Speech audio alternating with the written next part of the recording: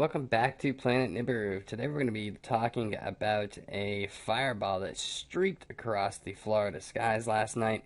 It was so massive and was seen from the panhandle of Florida, which is the upper left-hand portion that touches Alabama and Georgia, all the way down to the Florida Keys. This super bright meteor was so large and so bright that it actually prompted residents to call, thinking that it was an alien spacecraft landing. For residents of Florida to believe that they were being invaded by aliens, that must have been one massive fireball. You can see here that the fireball looks to be about as big as maybe the sun would be during the day. So that is quite interesting in and of itself. We can see here it occurred at 11:17 last night. Look at the size of this fireball. Wow. This was seen again from the panhandle all the way. I mean, that is like almost daylight outside when it gets really big here. Really, really, truly amazing stuff. And again, to cause people to believe that it was an alien craft landing, it must have been quite the sight to see. Kind of sorry that I wasn't there to see it myself. Look at that. That's like complete daylight right there. Let me see if I can stop this. Right? I mean, look at that. That's daylight. That is like absolute daylight. Incredible. Lit up the skies just like daylight. They said the super bright meteor was filmed on phones and dash cams and prompted calls from terrified locals to police. A police squad car has filmed the fireball. Several police squad cars have video of the fireball. More than 100 people called in reporting seeing the meteor, and it did happen last night around 11 p.m. So that is the second one this week. The first one was the one that happened just after the earthquake and the small tsunami that happened a couple nights ago in Japan.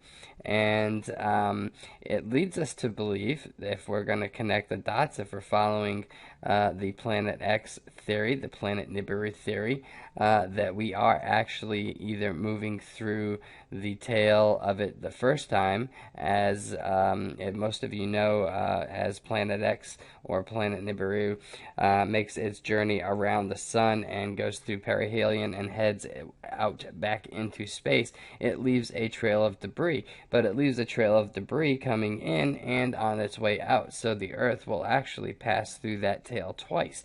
Now, if we are either entering into the first part of the tail or the second part of the tail, that is unknown. We can't really tell that, but it certainly seems to be that we are moving through an area of space that is clustered or cluttered with these meteors, with pieces of rock that we are not familiar with, and they're hitting us out of nowhere. We've had so many over the past couple years, fireballs that have just come right out of the sky, and we had absolutely no warning. It is only a matter of time until one of these is large enough to not burn up completely in the atmosphere and to actually hit the Earth. When it does, it will hit with so much kinetic energy that it will cause devastation wherever it hits. Let us hope, let us pray that the size of the meteorites that do make it through are very, very small. Anything larger than, say, a basketball will have devastating consequences for massive areas depending on the size of the actual meteorite itself. I can point you back to the Tunguska asteroid, or excuse me, the Tunguska meteorite that happened around the turn of the last century and flattened large areas of Siberia. Thank God that it was in Siberia and not a populated center in Europe or even in the Americas, because millions and millions and millions of people would have died. We can also say the same thing about the meteorite that came in over Alaska, and the one that came in over Russia just a few, well, about a year and a half, 2 years ago. That was the Chelyabinsk meteorite. That meteorite exploded miles up in the atmosphere and still damaged thousands of buildings on the ground, injured over 1,000 people on the ground, and it didn't even hit.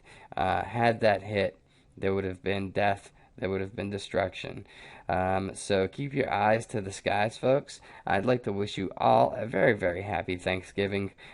Spend some time with your friends and family.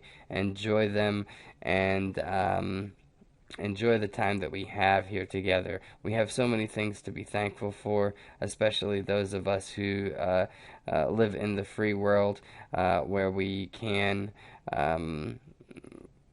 enjoy life in a fairly safe and fairly democratic society. There are so many people around the world who don't have the things that we have.